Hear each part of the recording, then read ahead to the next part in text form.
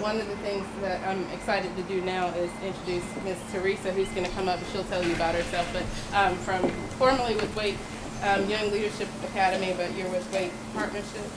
I can fill in You, those she's details. gonna fill in all that. Great. Thank you. Good morning. Good morning, everyone.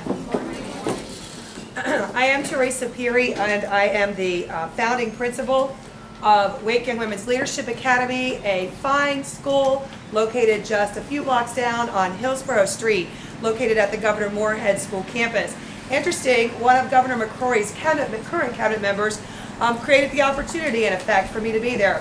When Secretary of Transportation Tony Tata was the superintendent of Wake County Public School System, he looked across the canon of schools in Wake County and recognized that some things were missing. One of them was a school that really addressed some of the challenges that middle school brings. And if you're a middle school student, if you are now a high school student and so grateful middle school is behind you, if you are a parent, a friend, a colleague of anyone who has a middle school student, you know what we're talking about. He also recognized that this opportunity to learn in a single gender environment was not something that was available to the Wake County community. And finally, he understood the value of teaching young people what it is to be a leader. In this 21st century, we need young men and young women, as there is a Young Men's Academy as well, who know what it is to lead. And so I launched that school with Superintendent Tata at the time definitely behind me, full speed ahead, and said, make that vision come to life, Teresa. I'm very grateful to be here. Grateful to have met Karika through my work with the Partnership Against Trafficking Humans in North Carolina, an organization that partners with the Women's Academy. I'm equally grateful to Gail for the opportunity to speak to you today. When Gail and I spoke on the phone, we immediately matched voices. And so I hope you see in me the same passion that she brings to the work that is so critical for our girls, for the state of North Carolina, and for this world. I know you're familiar with misrepresentation. I know you're familiar with the work of October Sky, and on and on and on. And we know how critically important it is that we, as a community who are empowered to be here, reach out, touch our sisters across the world, to empower them to find their voices. You have in your packet a series of slides, and they're kind of a mismatch, if you will, and so I want you to just hold on that, of the things that I'm going to say to you.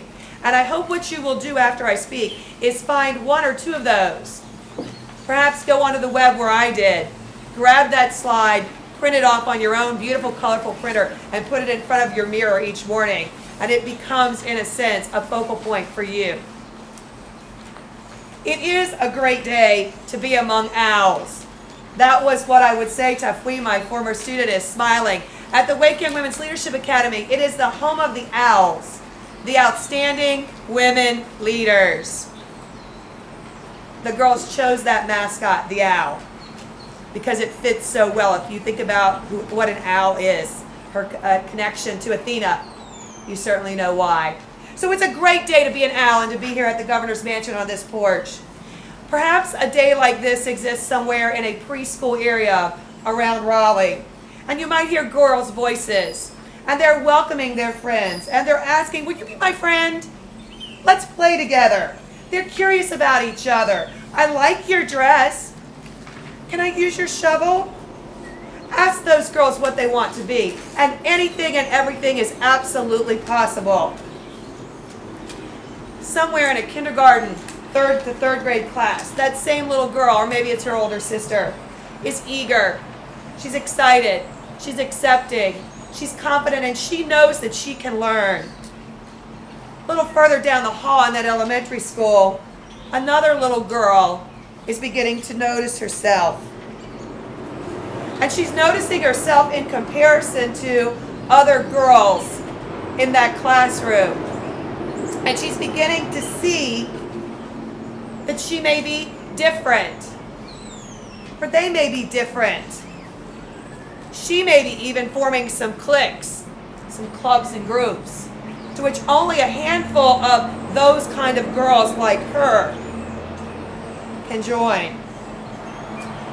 She may be a bit more quiet than she was just a few years before. She may be aggressive. You can't be my friend, you're not like me. As she leaves elementary school, if you ask her what she wants to be, some of those girls will still know. Others may be making fewer choices and reinforcing stereotypes about what jobs, what careers, what options are really appropriate for girls. In middle school, the lines of social demarcation begin to be firmly drawn. They're based on economics. What kind of clothes you wear, what part of the city you live in, what do you do on the weekends. They're based on intelligence, where I'm smart or where I'm not. They may be based on race, creed, ethnicity, And the voice inside her head is screaming. And it may say, because you are or not this, you are not acceptable, you are not good. Or maybe the voice is screaming in a way that she shouts at her fellow sister in a manner that becomes a kind of bullying. Dr. Hess pointed out the numbers of hours our young teens are watching television. And that medium, though it certainly has its place, it's a great conveyor of information, reinforces and introduces new messages about what it is to be a girl and to be accepted. And so she begins to shrink. Her voice inside her head may become a voice of lacking in appearance, lacking in intelligence, even lacking in career options. And this, we know, is where the ugly really begins. And social media, unfortunately, is a place where she can easily practice it in anonymity. What happens to that young girl's voice by high school and beyond? The track could be set for quite some time before she discovers that even the smallest voice, yes, even the smallest voice, can make a difference in a really big way. We're gathered today to figure out what it is we can do as mothers and sisters and aunts and friends and community to turn that around, to strengthen her voice, to empower the possibility that is the wonder that is she. First, we must celebrate her competence. Celebrate her competence. You see, when girls are young, little, we often talk about how pretty they are. Isn't she cute? Have you said that? How nice her hair is. What beautiful eyes she has. And so what we're celebrating are those things for which she has no ability to influence, no ability to shape or form. They are her gifts by genetics, evolution, or the spirit. We notice her fashion sense. She has great choice in shoes, clothes. Doesn't she fit that little outfit just perfect? And so once again, those things that reinforce there is something that I must have to define who I am become a part of the way that we celebrate girls. We celebrate their competence. In fact, what we know is this message, that girls will often compete with each other. We must teach those girls to be women who empower each other. And there are ways that we can do that. First, instead of acknowledging her appearance, acknowledge her character. You make good choices. You welcome new people. You persist. You lead. Acknowledge her accomplishments. It's very popular in our culture to point out those things that are wrong with us, our weaknesses. Lots of literature written about how you can turn your weakness into a strength. New bodies of literature tell us that what is most effective is to discover our strengths and to soar with those strengths, even if while we're figuring them out, they're a little rough around the edges. If you know the work of Dr. Carol Dweck, psychologist who's written a great deal on this notion of mindset with correlation to grit, Dr. Dweck says that what we must do if we want to celebrate competence is to recognize efforts. To look that today you went 2 steps on those ice skates and you didn't fall. Today you wrote a complete sentence. You solved a multi-step mathematics problem. You performed a lab. And also to look at failure in a very different way than we often look at failure. In the school setting, when you put that F on the paper, if you've ever been fortunate or unfortunate enough to receive one, the voice goes off in your head and it begins to tell you things about your competence. If you're a girl in math and science, it may reinforce a stereotype for you. Or you may say, well, you know, I'm not good in math. My mom's not good in math. My father is the scientist. And so you begin to think about failure as your label. Failure, Dr. Dweck and her associates suggest, is the first attempt in learning. You see, when I get that feedback that says I'm not quite competent, it creates an opportunity for me to discover how I can become competent in that area. I must be so good I've called the dogs. Sorry. No, Kristen, it's quite all right. Either that or they have things they want to hear. Are those girl dogs? They want to hear. They're using their voices. And when she has failed, this is the message for her. No matter how you feel, get up, dress up, show up, and never give up. We will celebrate her growing competence. We must cultivate her confidence. Dr. Dweck says that there are 2 kinds of mindsets. One is a fixed mindset. A mindset that says, I either am or am not something. I either am a runner, a walker, or am not. Growth mindset says, I may not be that yet, give me a little time, and I certainly will be there. When we opened Wake Young Women's Leadership Academy, we chose a theme for the year.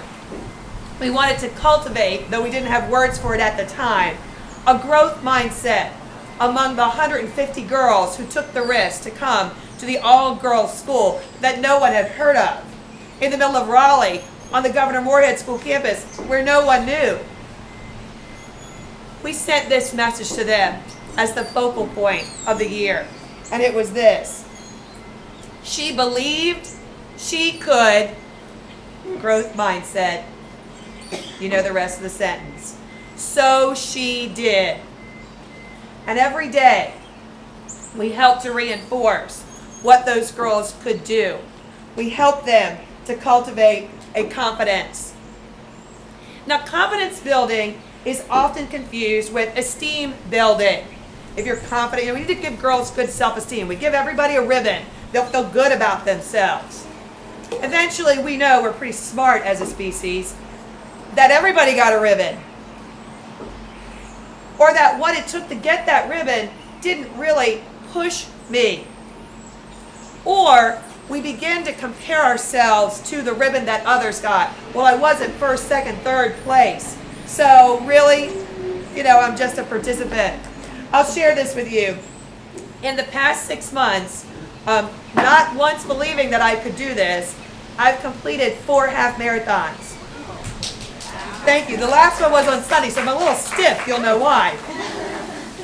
I was the last of 4 walkers, because I'm not running. What nut would do that?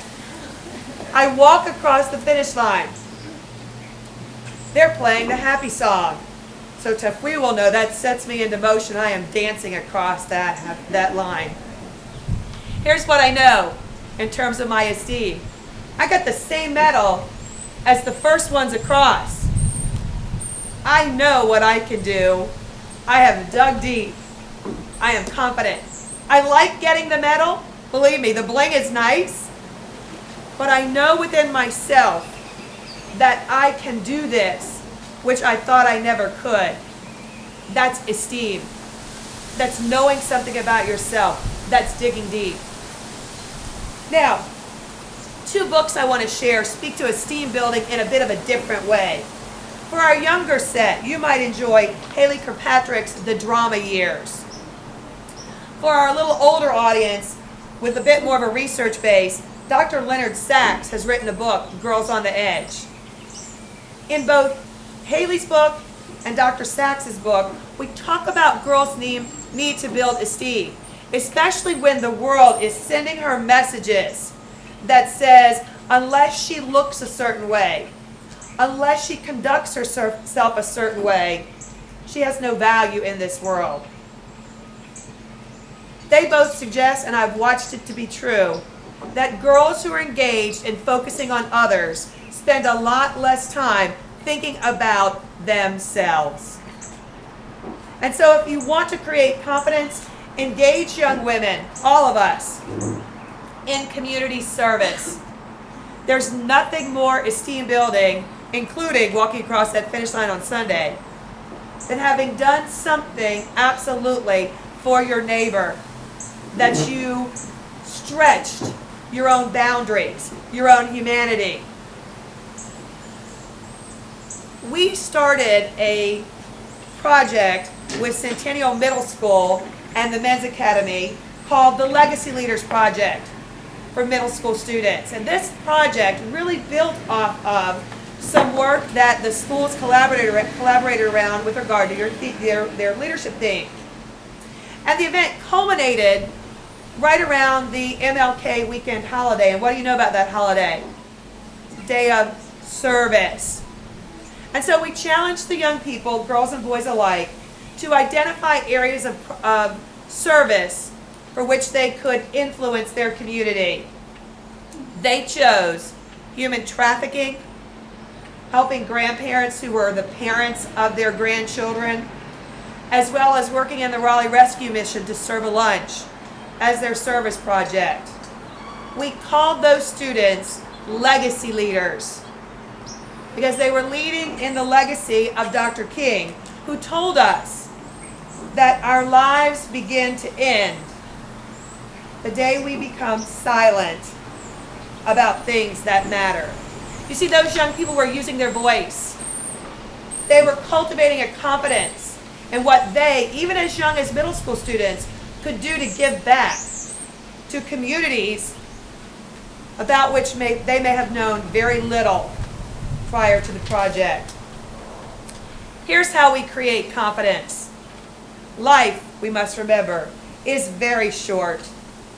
If there was ever a moment to follow your passion and do something that matters to you, that moment is now. The third thing that we must do is to coach courage. Sometimes the voice in my head is screaming so loudly that I cannot move forward. What can we do for our younger sisters to coach courage?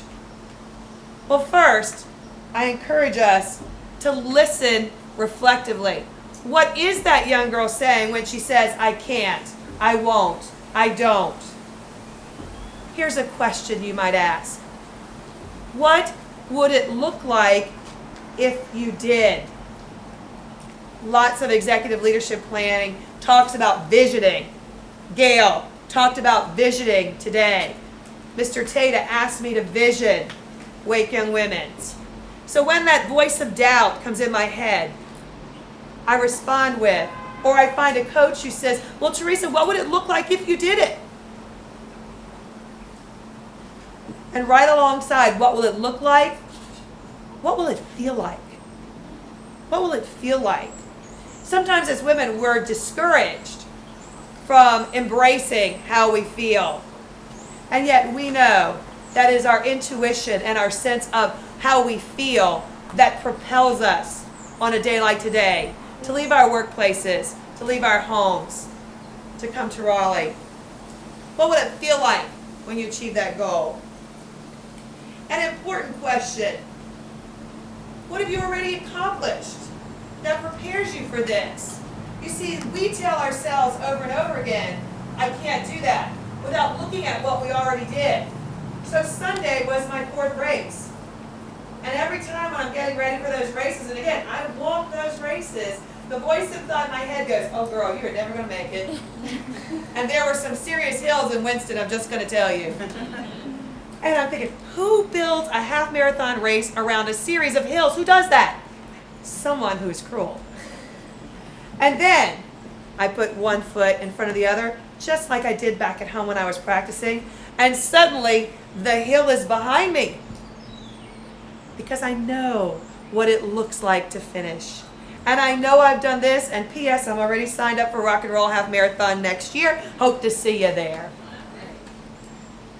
So this idea that we've done things, and if we help girls who are more inclined to speak to themselves in terms of lack, to speak to themselves in terms of accomplishment, then we will in fact coach their courage in times when they feel most afraid. I hope you've read or are familiar with Sheryl Sandberg's work, Lean In. If you are not, YouTube her immediately, find her TED Talk, and listen to what she has to say. Her book, Lean In, is fabulous and an easy read. She's even written Lean In for graduates. So my high school senior, my college seniors, Lean In for graduates. And this is how Sheryl Sandberg got started. You know, this is a very accomplished woman. She has all of what we might call the privilege markers. College educated family, lots of resource available to her, access to networking.